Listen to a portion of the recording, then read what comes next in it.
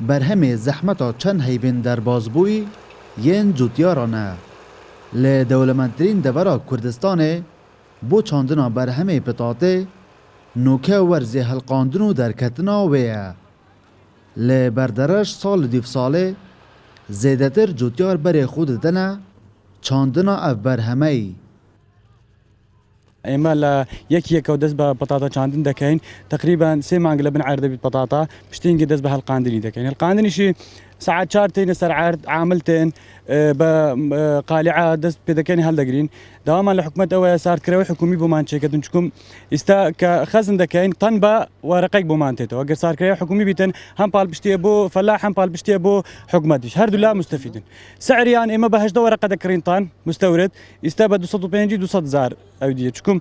حدود بيتا قرتن ايران وسوريا استفاده دكين بس حدود كذكريته وبقى شاختي ناو اخ كردستان اما استفاده ناكن يعني فلاح زور خسار دبيتن ليش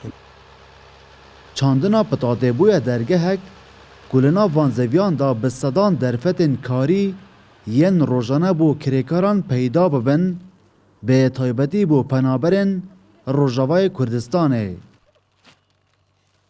از خلکی روژاوامه کامپی بادرشیمه ام تلویر شغل لکن شغلم زوره نلا عرض تنیم درن حمی عرض شغل لکن كده شغل هبه مدشين شغله ساعات 6 ساعات شغل لكن 6 ساعات روزانه 9000 9000 زحمته اره والله زحمته روزانه بدهان تن لدشتاین بردرش پتاد به بالهلگران دهنه هنارتن بو نافخو بتایبتی جی بو پارگین عراقی و خواستک از زوریش لسر کرناوی هیا ئەوە دەبینە بۆ پارێزگاکانی ناوەڕاست و باشوور ئیسا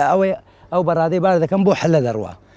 لەوانەیە بانی بۆ بەغدا بنێرین بۆ ڕۆمادی بنێرین بەڕاستی مشتری خاصیەیە ئەوەلەن فەلەحی ئێمە غەشیان نییە پتاتێکی دەرەجەیەکە وردەکەی فەلەحی ئێمە نافرۆشی ینی بەس گردەکەی خواردن دەنێرێ بۆ بازار بەڕاستیانی پتاتەیەکە چەند بلێ ینی جۆرەکانی زۆر باشە دنوکتا 1 کیلو پتاته اف جوتیارا به 300 دیناران دفروشن و لگوری آمارین رببریا چاندنا بردرش ده اف سالادا زیدتری 14,000 دونه من پتاته هاتین چاندن و پیشبینی آوان بو برهم اف سالا 180,000 تنن دلبرین غازی کرسات نیوز بردرش